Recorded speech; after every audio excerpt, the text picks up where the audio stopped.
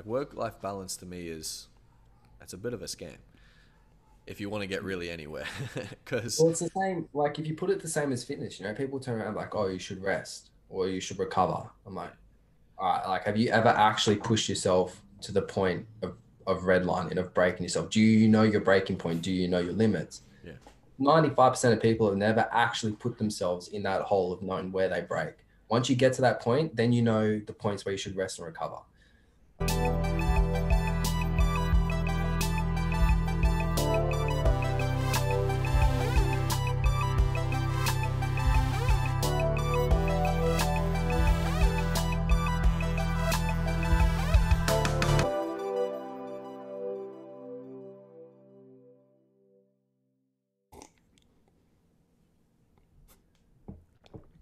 Gets me Boys. every time, dude.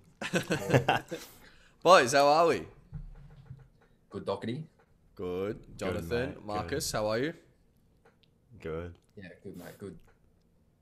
Mate, we got a guest on today again. 2 weeks, two for two. We're doing pretty well, I Two think. for two. I mean, I think that just really highlights how terrible we are, and just we need a guest to make sure that it's all right. Do you see the views in the last one, Marky? I think most of it was most of it was Chrissy G's family and cousins and stuff. But like, we're at this stage of the podcast, we're down for whatever support we get. So We need it all, so we appreciate Chris's family and cousins and cousins and cousins and. hopefully you got a big family, Johnny, because Yeah. we need to feed our Uh, family, dude. We need the views. So, Yeah. All right. Well, I guess we'll start with the questions that we always start with. Marky. yeah. Yeah, sure. So we've got a guest on the show, Johnny, and I suppose like one of the things we always do, or we've done once, so because we've only had one guest.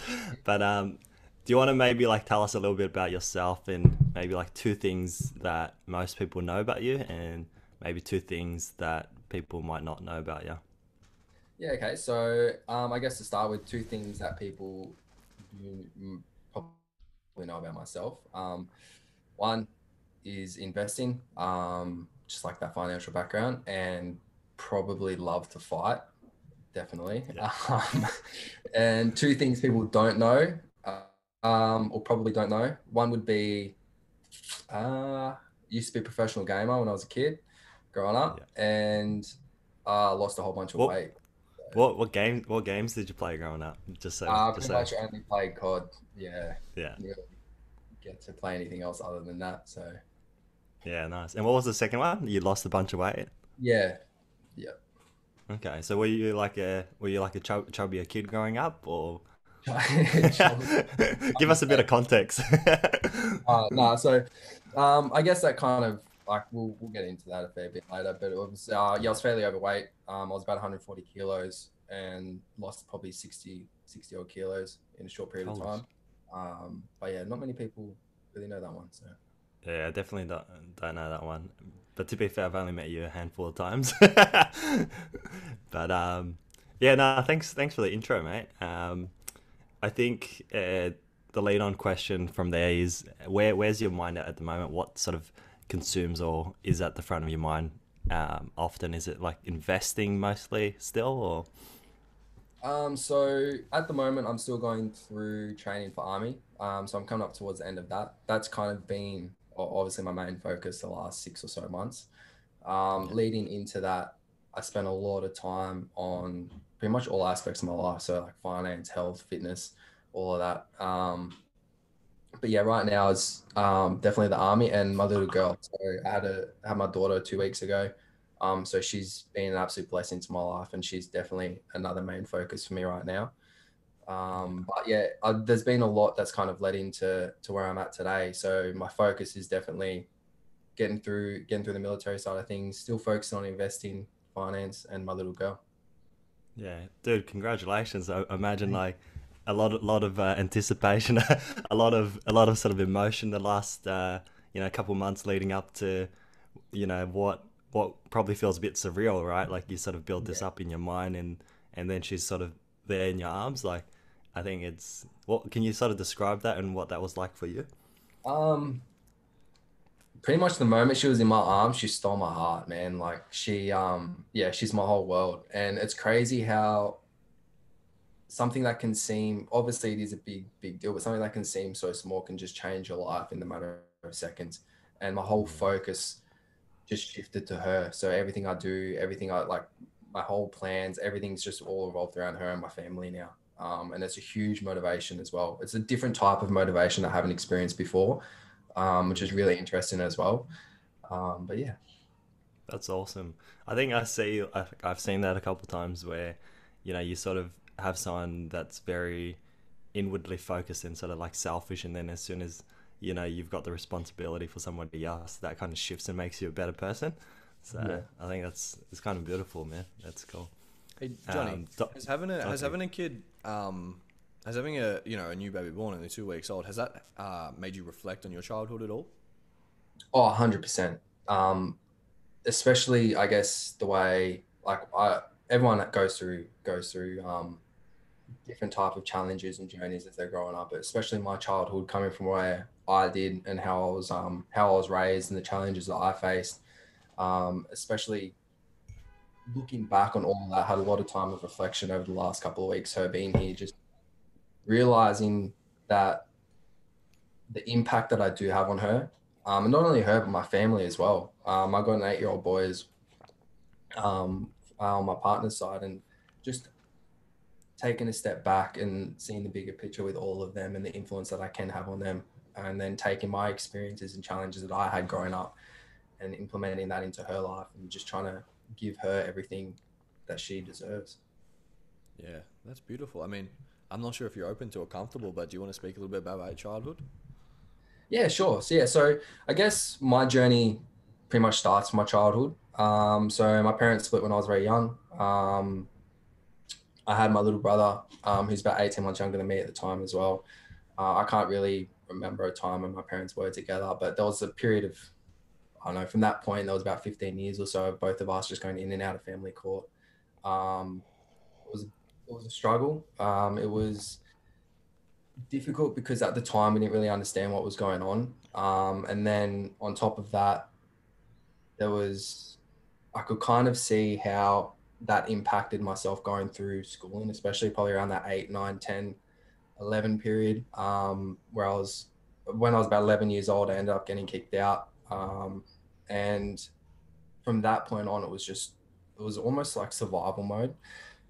So like even my parents to this day still don't know, but like my mum thought I was at my dad thought I was at my mum's, but I was sleeping at a park bench when I was 11, 12 years old going to school. So I'd have one pair of school clothes in my bag, I'd have one on me, and then I was flogging food from Woolies and just doing everything I could to kind of, kind of survive, because I couldn't really go back home to my mum's where that household was all sorts of shambles. And then like my dad had his own issues and his own problems as well. So kind of going from like that aspect and those different challenges leading up, growing up through all of that was, yeah, definitely something that I reflect on now, and more so that she's here. So, That's full on, man. Like, I definitely didn't know that about you. And I think like tell us a bit more about what was it like being like you said you were 11 or 12, the park bench. Where was your brother at the time? Did that sort of bring you guys closer, or was there kind of what was like the feelings that you were going through at the time? yeah, so I was, I guess what you could kind of brand as a troubled kid. It Yeah. was definitely not, more so now I look back, it was definitely on my shoulders, and I can understand the decisions that my parents made and the struggles that they were going through with myself. I was always in trouble. I was always around trouble. And um, at the time, they probably didn't realize the impact of everything that was going on as well. Like things around my stepdad and my mum. And then even at home with dad, they probably didn't understand that the mental kind of implications, what was going on. So Mm. like my brother was still with my mum and stepdad at the time. Like he kind of early on was raised with them, where I ended up ending up with my dad. Yeah. But it's, yeah, looking back on it, I take huge responsibility in the fact that I obviously at the time didn't understand it, but a lot of the reasons that I was having those troubles kind of fell on my shoulders. And I wish I kind of done things a lot differently and could understand it back then, but I was just a kid, you know. So.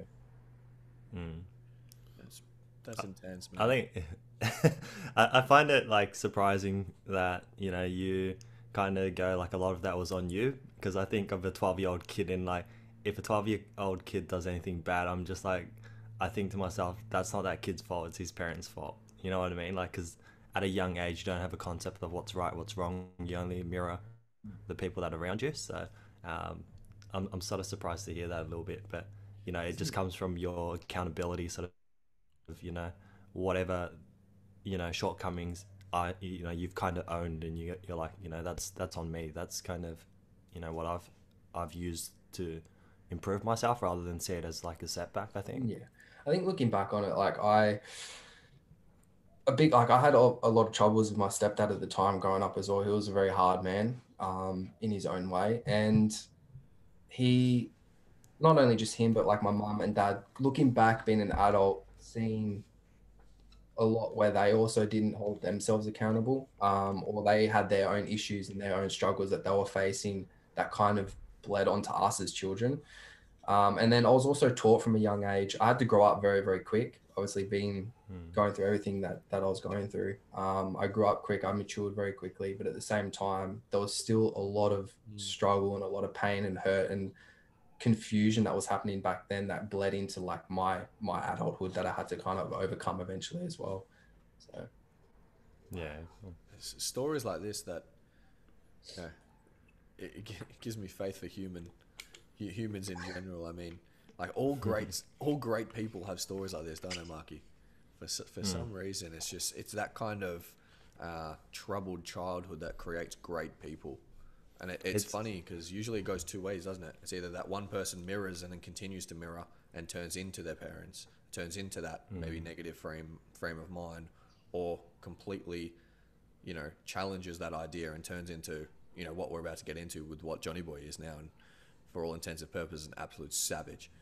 So I think it's kind of like, I don't know if you kind of see it like this, Johnny, but it's almost like something you draw on when, you know, you sort of apply yourself. It's almost like when you're a kid, you kind of blame it on, you know, your environment. You're like, this is fucked, why is this shit happening to me? But then as you get older, you kind of use that as like, you know, whether you're playing sports, or you're getting into martial arts, or you're getting into fitness, and you just like, you know, you put these things in your head, like the only way I'm going to get out of this is to fight my way out of it. And you kind of like, you know, use that as fuel. I know I sort of did that a little bit growing up, like when I felt like, you know, the shit around me wasn't good. yeah, it's kind of, I guess, it falls back to the old saying of like the cards that you dealt with, you have the opportunity to do what you want with them, and you can make your own choices in life. And yeah, definitely from what you're saying, like I did draw on it a lot. I got to a point where I had to overcome a lot because of that. I was pretty messed up growing up from a lot of that stuff, and had to answer a lot of questions, like within myself. But once I got past that, it was a massive weight lifted off my shoulders as well. And then moving forward, that kind of focus and energy shifted. So it's a weird thing. Like it would have been one of those questions that you have to answer inside yourself that the people raising you haven't answered inside of them.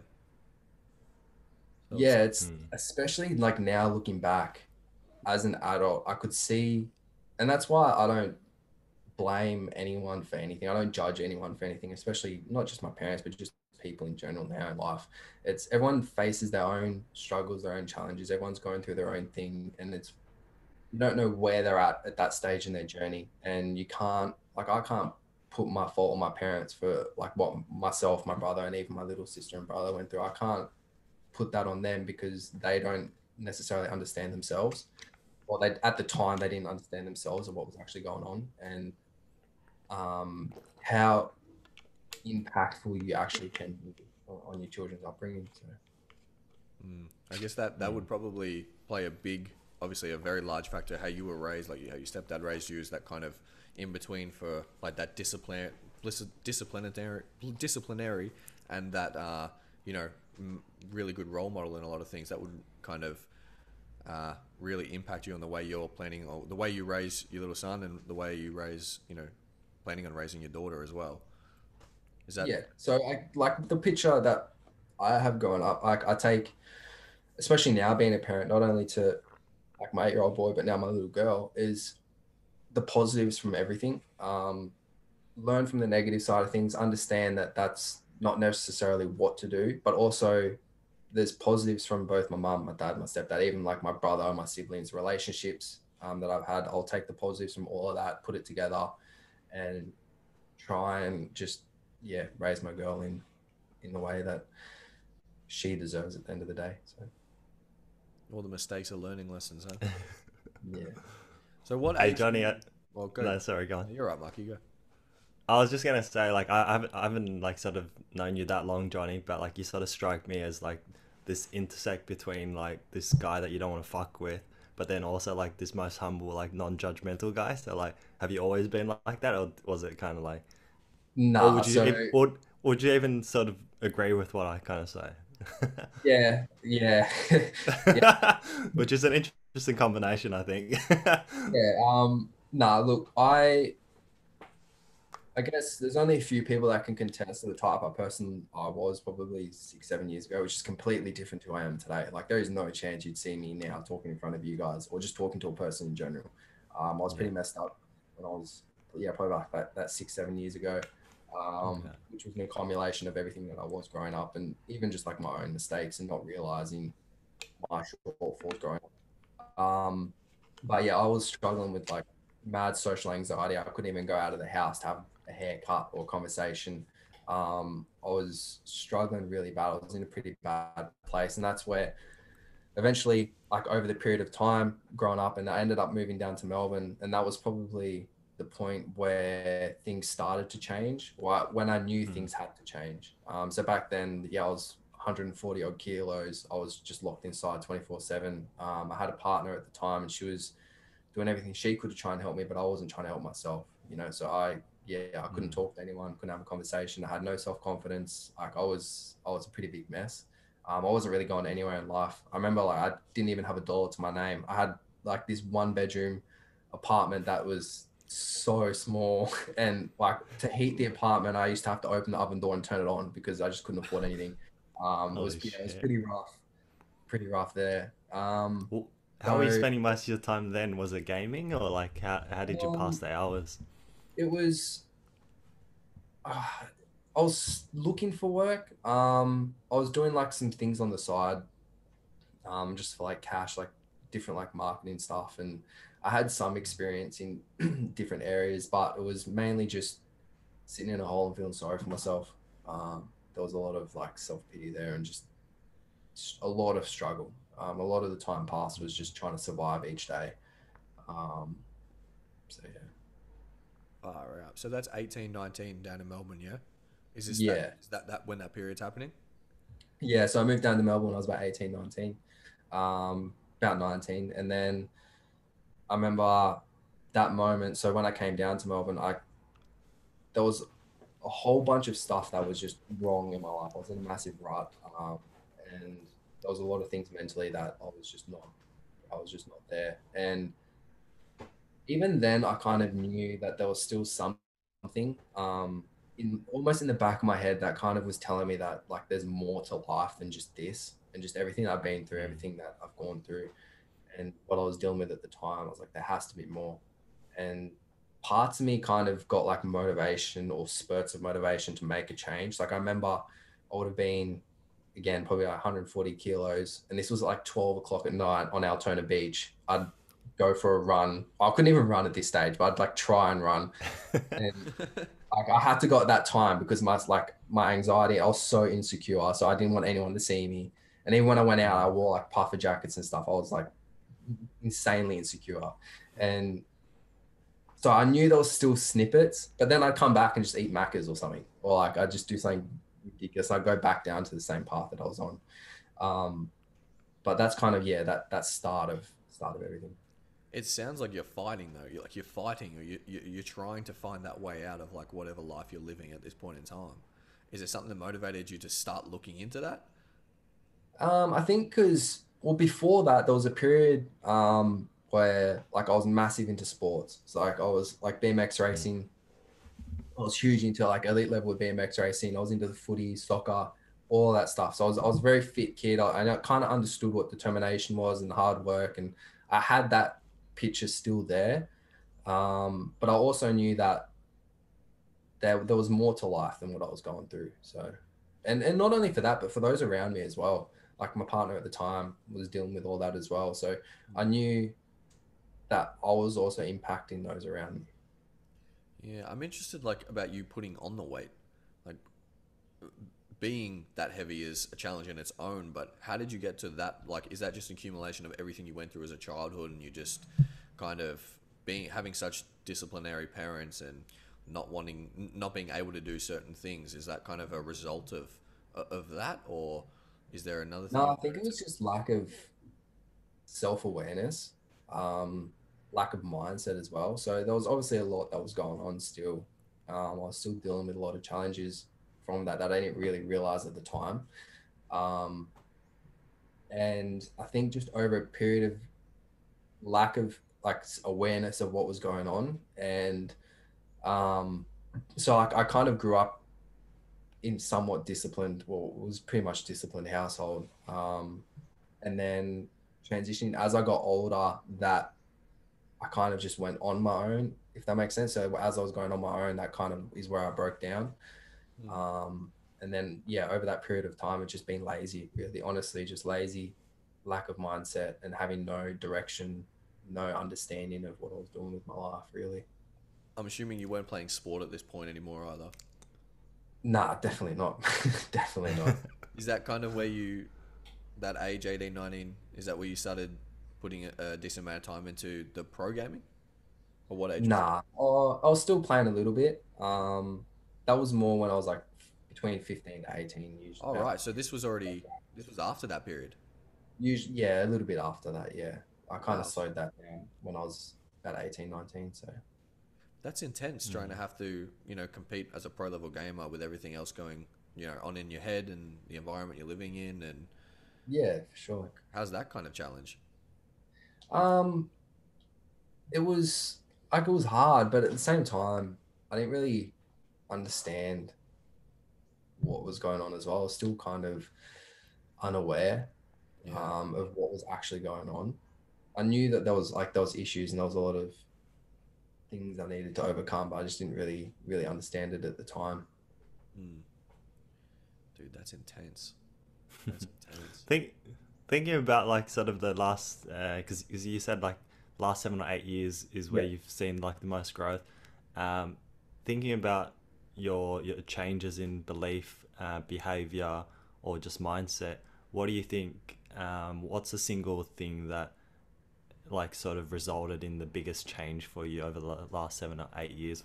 Was there like a thing that comes to mind, or Yeah, so for me, the biggest, like the first thing that comes to my mind is like those around me. So yeah, while it still has always like it's been a very lonely journey, but at the same time, that journey started with people like Dylan.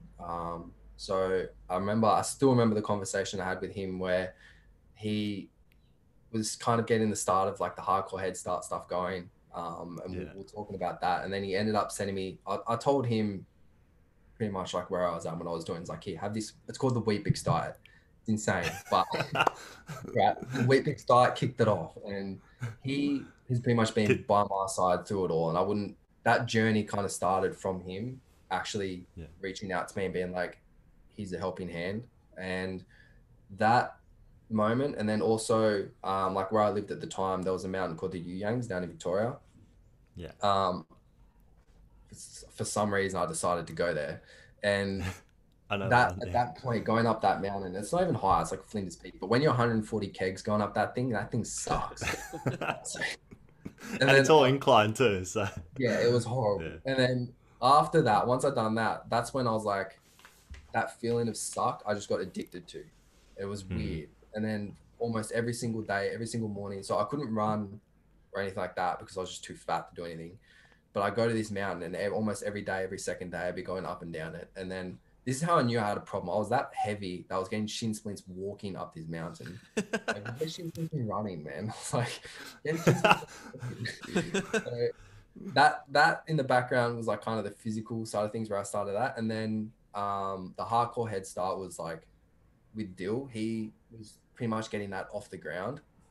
It was one of the first courses that he ran. And at that point, I knew Dill for, would have been like 8 years, maybe 7 years at the time. I knew him pretty much growing up through all the pro gaming stuff. You guys so I already had that friendship background with him. And then as he was starting that, he offered for us to come out and sit through that. And then that's where the personal development kicked off. Like all the reading, pretty much understanding yourself, but all like reading books, snip it into like the finance and the investing side of stuff. But predominantly it was mainly on like you and developing yourself. And from that moment on, it's just been addicted to getting better, really. Well, first, there's so much to unpack there.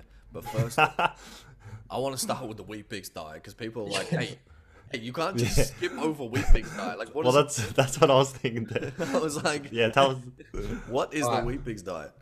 So, I don't even know why it's called the Wheat Bix diet. The biggest meal in this diet was like 500 grams of mince, a kilo of broccoli, and like 2 packets of noodles. And that was one meal. I remember he sent it out and I didn't realize it at the time, but he sent it out and I was cooking dinner and it was a plate that was like Mount Everest. I sent him a photo of it. I'm like, did you screw up on this or what? He's like, nah. So the idea behind it was really low calories, but high volume. But mate, this diet was ridiculous. That's where I got the snipping into the nutrition side. And then wait, so being at like 140 kegs, you're on this stupid Wheat Bix diet, which seems like it's helpful, but it's insane. Like, what makes you want to climb up a mountain? I don't even remember how. I think my partner at the time was like, we're climbing this mountain. And I looked down like, I'm fucking 140 kegs. Like, I ain't climbing a mountain. But no, once pretty much the moment I'd done it, it sucked. Like, it was horrible. And a lot of things sucked at that time in my life. But I was like, it's weird. I almost got like obsessed with that feeling of just suck and understanding that like that was that kind of first accomplishment of doing anything really. So that is pretty much where that started. And like I said, I couldn't really run. I couldn't do anything physically exerting. So I was pretty much just walking. So I go to the mountain and just hike that. And then overnight, I just do like 10, 12, 15K laps around the lake. And that was pretty much where that started. And then that was kind of mixed in with Dill working in the background, just helping with the nutrition side of things. And then the hardcore head start stuff, I just threw myself into that completely. All the books, the personal development, reading, and just that personal development and getting like addicted to just being better. That's where it pretty much all started from there. But there's two things there. It's still a shit journey from there, but yeah. There's two things there, right? There's a personal development side, but before we get in that, I kind of want to touch on like, you slightly said previous to like, you got addicted to doing things that suck. Yeah. So explain, because for a lot of people, that's going to be like, what are you talking about? I try and stay away from that as much and reach comfortability as much as I can. So like, what do you mean by, the hell does that mean? So through pretty much my whole life, I seeked comfort. That's how you get that big. And like, not just physically, but mentally, like everything, like doing things that just I wanted to do, doing things that were comfortable. That led me to just struggling so much just to live day to day. And once I've done something that did suck and not necessarily wanted to do, that's when I understood at that point, that's the path I need to go down. That's where I'm going to find who I am and how I'm going to improve myself and eventually go down the path of the life that I want to live. And I already lived the comfortable life and it sucked. So why not try the uncomfortable one and see how it goes? I mean, obviously for us, right? Because we live similar lifestyles, that makes sense. But for someone, you know, at 140 gigs, or for someone in a similar position to what you were then, that's very counterintuitive. Like it's like, well, that's the furthest thing from what I want to be doing right now. I'm assuming that kind of begins and starts with, you know, going through the Hardcore Headstart personal development. Like, where does that all tie in there? I think a big part of it was Dylan. He was probably the first or second person that ever actually believed in me for anything, or he genuinely just went out of his way to help, which no one ever really done. It was always just kind of myself. Um, he was a massive, massive motivator, and I think his belief in me, without even realizing what he was doing, pretty much changed my life completely. And I think it all kind of stems back to that, and that's where I think that's another big reason why I delved so big into the hardcore headstart stuff before it was even what it is today. I threw myself into that at the beginning, and that I think came from the belief of everything that he was doing and who he was. So Yeah, Hardcore Headstarts. It's like we've got videos out and explaining it, but you know it evolves every single day. Like Hardcore Headstart yeah, simply is a lifestyle. It's a way of living. You know, we expertise in investing and trading and building character, but once you build all of that into one life, it is a lifestyle. It's everything. yeah, for sure. It's what we do. I mean, like for me, I know it's a massive. It takes all the credit for exactly what I am today and the life I'm living. You know, I'm living the hardcore head style life, and I'm blessed to be able to do that. And you know, the person you've created, you know, we speak about all the time, Johnny. But like, you know, it's massively credited to that kind of different, ostracized way of living. Yeah, it's just that most people don't really take that step, and then they don't understand what they're leaving on the table. Um, there's so much out there, and I think that's where I guess like for myself now, everything that I've gone through, everything that I've learned, there's obviously a lot there to unpack and a lot to go through. But just teaching those lessons and talking about my experiences, hopefully other people can realize that there is so much more that they can do, and they are leaving so much on the table. Well, I think, you know, I went through a similar journey when it comes to the hardcore head start. You know, mentee, a kind of program mentee by Dylan. So I guess like reading the books and stuff like how many books are you reading? Like, are you reading the normal people like 10 pages a day? So at the time now, I I pretty know the much answer, but I want to try and make sure it's great. yeah. So I went into that heavy. I was reading like a couple of books a week almost. I was at least almost a couple of books a week. So I was very fortunate at the time. At the very beginning, I was still in Melbourne, but shortly after that, I ended up moving to Alice Springs and doing some work up there. But the work I was doing, I was able to listen to audiobooks. So I was just pumping audiobooks. And then so I'd be training, working, listening to books. And as soon as I finish, I'd be just straight back reading books again or watching podcasts, just, yeah, obsessed with just getting better. But the way it was set out, the way like pretty much put it forward, and the way the course was set out was you could go at your own pace anyway. And that's what was kind of key for me, for people that kind of like wanted to dabble in it and start slow and kind of get an understanding, or maybe in a different life. Everyone's going through their different experiences in life and different journey and different stages of that. But where I was, I just threw myself in completely, and yeah, I smashed a lot of books pretty quick.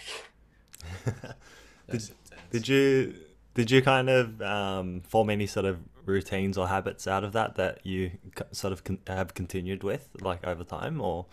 Yeah, definitely. So more recently, so I eventually, I guess this is more speaking on now where I'm at now, but I got to a point where like I pretty much my whole day was structured to where I was waking up at 3:30, working, still finding in certain slots to read books, certain slots to train, and then yeah, just rinse and repeat. So Yeah. All right. I mean, No. I know you train twice a day, and you're still putting all this effort into you know, reading all these books and consuming as much curated content, you know, from Hardcore Headstart as possible. Like, people have that kind of conversation about work-life balance. Where do you stand on that? uh yeah, not really anyway. Like I I was the complete opposite. And not only this is where I kind of stood back and understood that fitness and health strongly correlates, like all aspects of life correlate together. Fitness, health, work, relationships, they all come together as one. And for myself, at the start, it was hard because I did need to learn to balance. where like my relationships were taking a toll, or like when I was focused, if I'd focus too much on spending time in the investing in finance, my health would take the fall. So you can't really put everything into one basket, and that's what I found worked for myself. But yeah, it was the same with like rest and recovery for training is the same as work-life balance for me. You know, people come to me and like, oh, you should be resting and recovering. It's like, mate, if only you understood. And it's the same with work-life balance. You know, I was waking up at 3:30, I'd go run 12, 15 Ks, and then I'd go do a 12-hour day at work. As soon as I finish work, I'd either go do my Thai training or weights, and then I'd come home, eat, read a book, watch a podcast or something, go to bed, same thing next day. If I had my day off, then it'd be just a whole day of just training and just putting in the work. So Yeah, see, maybe this is a hot take, but I think people need to know that they're capable of that kind of thing. They need to know that they're capable of working that, 12, 14 hour work day and then putting in more work after the fact. Like work-life balance to me it's a bit of a scam if you want to get really anywhere. Because well, it's the same. Like if you put it the same as fitness, you know, people turn around like, oh, you should rest or you should recover. I'm like, all right, like have you ever actually pushed yourself to the point of redlining, of breaking yourself? Do you know your breaking point? Do you know your limits? yeah, 95% of people have never actually put themselves in that hole of knowing where they break.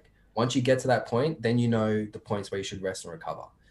And it's the same with work. Like most people work, say 40 hours a week, but like, well, 8 hours a day. Man, you still got 16 hours. yeah, I know. Like, sorry, you go, Marky. I was just gonna say, like, I've seen like a lot of people who are, either just starting out in fitness or just starting out on personal growth, and the biggest thing is the psychology around beliefs. So like, there's so much built up, lack of confidence or you know, self-worth, right? They need to break the uncertain assumptions and beliefs before that they can sort of snowball. So it's kind of like, coming back to your story of being able to reach the top of the mountain, right? The Yang's at 140 kegs. In your mind that day, you're like, I'm never fucking making it to the top, yeah? But you get to the top and you're like, okay, I had that anchor, which I sort of, had 100% conviction that it wasn't going to happen. It happens, and then you set the new goal.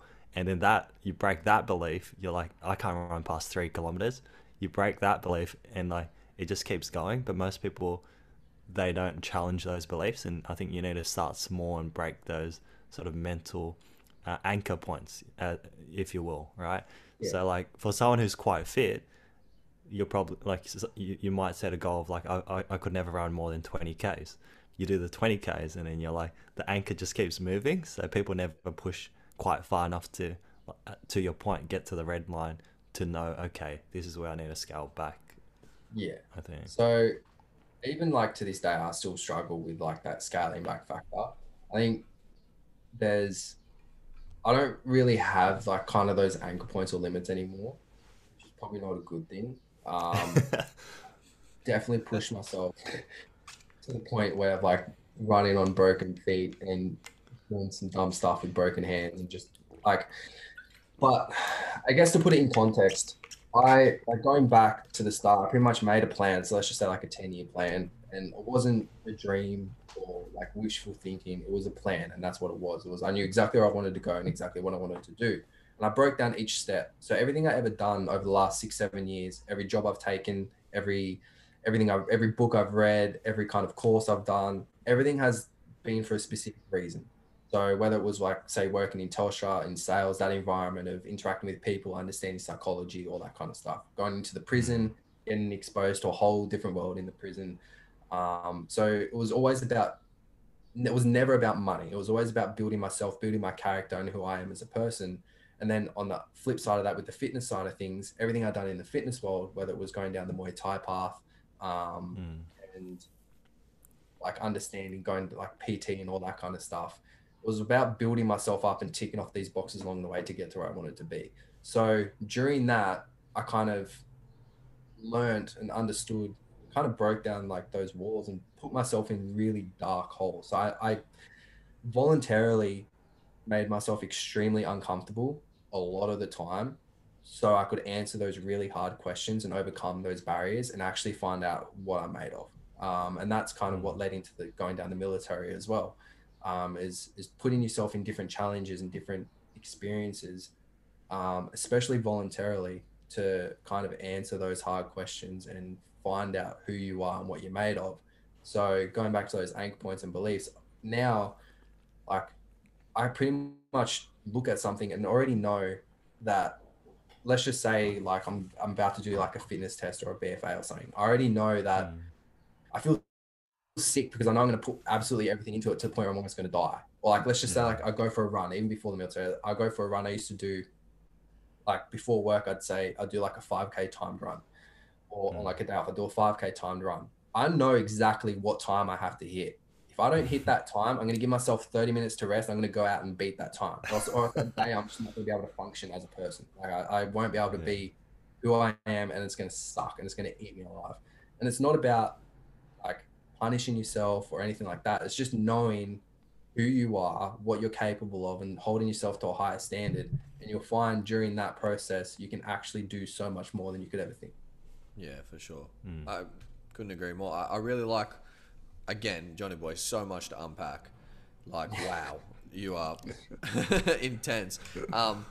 Like, the thing kind of I want to start with is where you were speaking about the plan of your life, right? So you had a 7-year, 10-year kind of plan, I think you said. And not enough people do this because not enough people think long enough to kind of create the person they want to become, or think about what they want, you know, in 10 years or 15 years or 20 years. So they don't put the necessary action in previous to that point, and that's why they never get there eventually, right?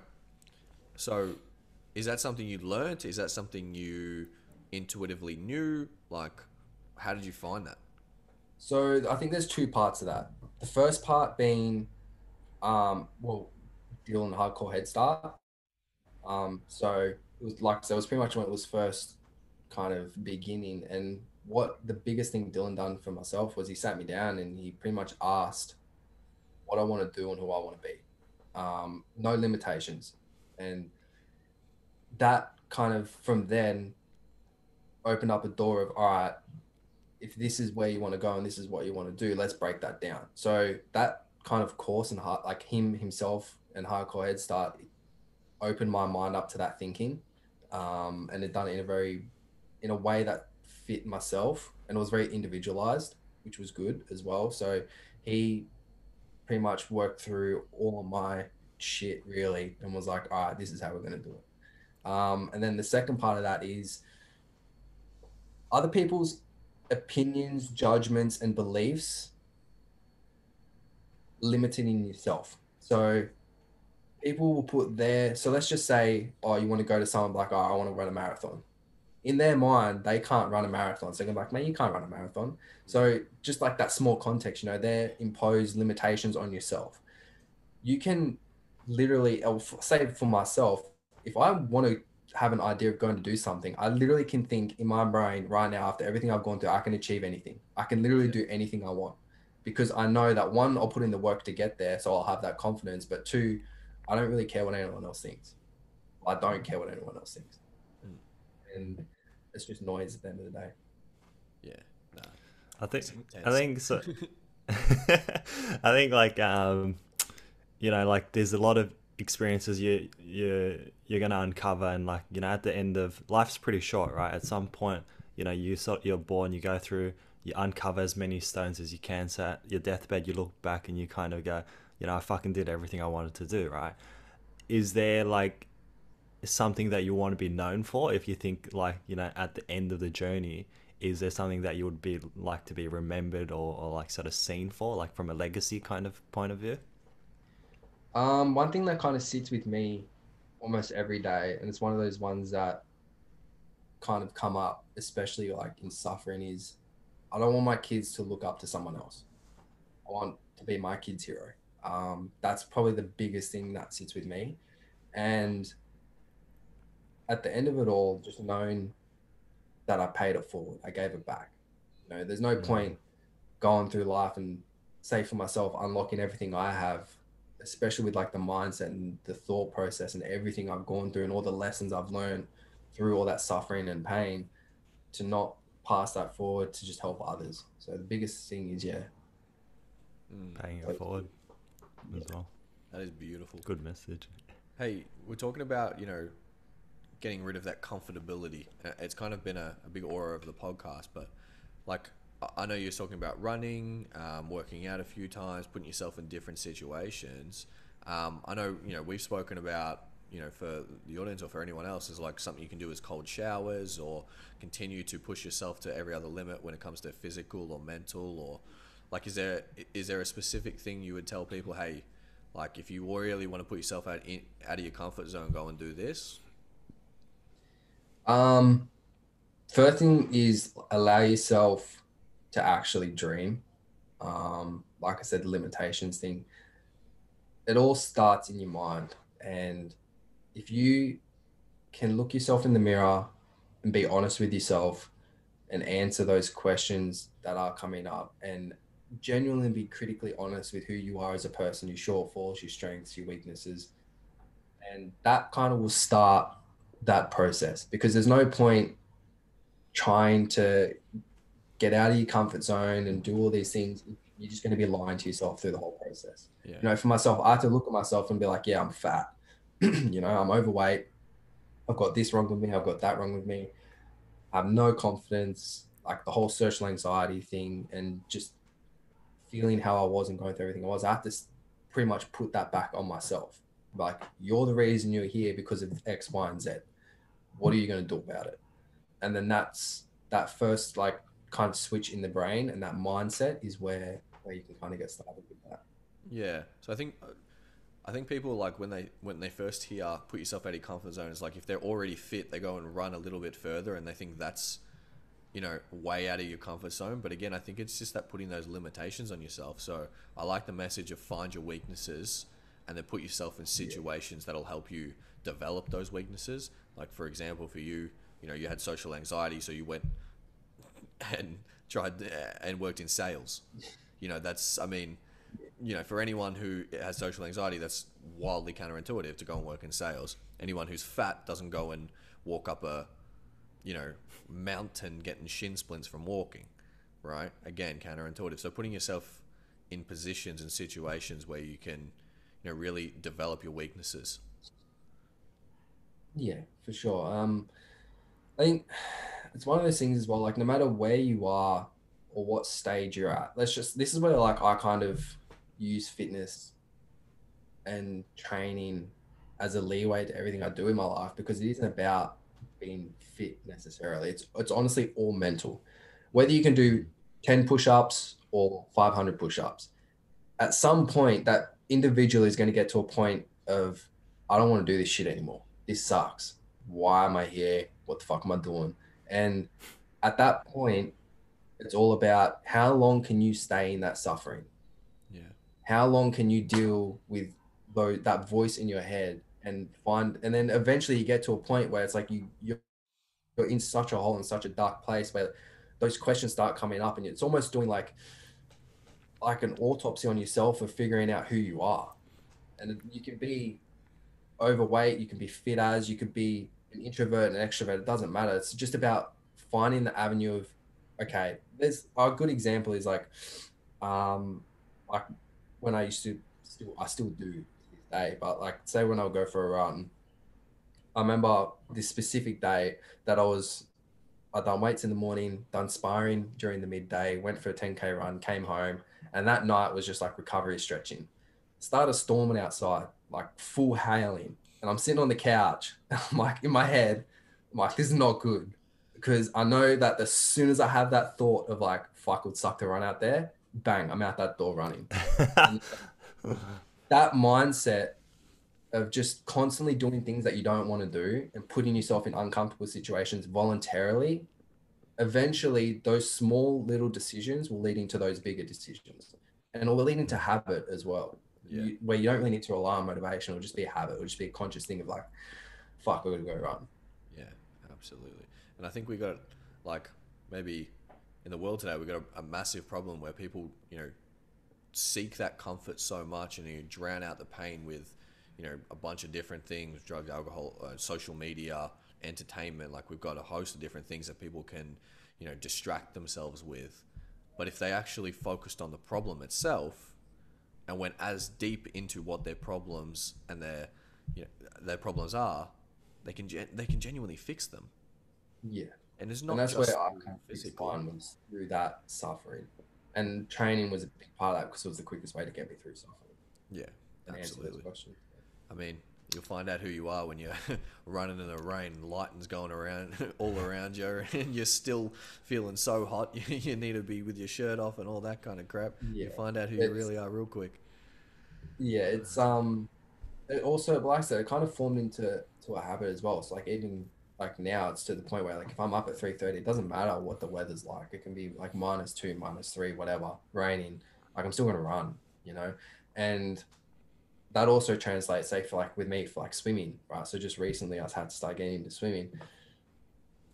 The moment that I started doing pool conditioning sessions, I realized that shit sucked. Like running's all right because if you get tired, you can just stop. But if you get tired in the pool, your ass drowns. So I'm like, that's when I was like, all right, now, right. So now it's all right. Okay, it sucks. So as soon as that thought comes in, it's like, all right, I need to spend all my time doing that. And it's one of those things of, again, just building that habit over a period of time of just constantly doing things you don't want to do. And during that, you'll learn a great deal about yourself. And that strive, for me, it's always been kind of that strive for perfection. And now, especially with the Hardcore Headstart stuff, even like back then, it was all about surrounding yourself with people like-minded that want to be better and that want to better those around them. And yeah, it's pretty much just taken. We've heard your sort of like your story and how the red pill can sort of down the journey of personal growth can take you really far. One last question I want to have for you, and it's a question we want to ask our guests, is if there was a billboard that you could have that everyone is going to say around the world, what would it say on that billboard? Probably don't be a pussy would be one. I fucking love it. Like if I could just give advice, just one thing, just don't be a pussy, really. Yeah. And but in serious, one like saying, or I guess mantra that I hold to myself is, it's Latin, memento dolor, which is remember the pain.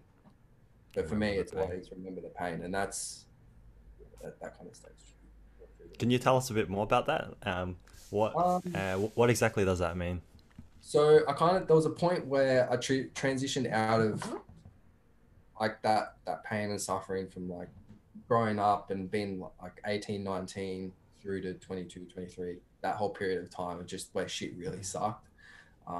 It's very easy now seeing myself of who I am today. Like I was telling Daniel the other day, like I feel like I've lived 1,000 different lives, a whole bunch of different journeys, and it's a full circle finally coming around. But at the same time, it's just the beginning. So you see these people, even like myself, like where I am today, but no one really understands what you actually go through. And for me, I remember that shit every day. Like it's ingrained in my head, those runs that like when I was so heavy and the pain, the struggles of constantly putting yourself in those just dark places.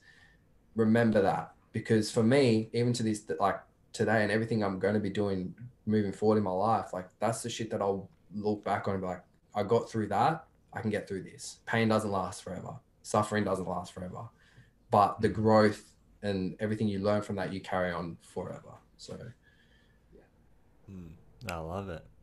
Well, thanks for joining. Go on, Daniel. I was just going to say, I mean, all the guests we have on the podcast every single time, I said it last one as well, but, they're going to be recurring guests. Today we're just giving you kind of like the beginning of Johnny Boy himself. There's a whole host of things we didn't even get into today. Was like your investing journey, how on earth you were able to get money into the markets whilst you were also, pushing yourself to the limits physically. The new venture you've just started taking on with the army. I'm sure we'll get you on soon and talk about how crazy that's been eventually, if we're allowed to. And, thanks for coming on. And Marky, you got anything? Yeah, 100%, man. thanks for making the time. You know, these kind of podcasts, we never quite have enough time to go into everything, but you know, we cover as much as we can, and it gives us a reason to sort of have our guests come back on. So thanks again for joining us. No, that's right. I'm always happy. Yeah, there's a lot there to unpack with this. So whenever you need me, I'm always happy to help. Let's go. Pack it up. Let's go.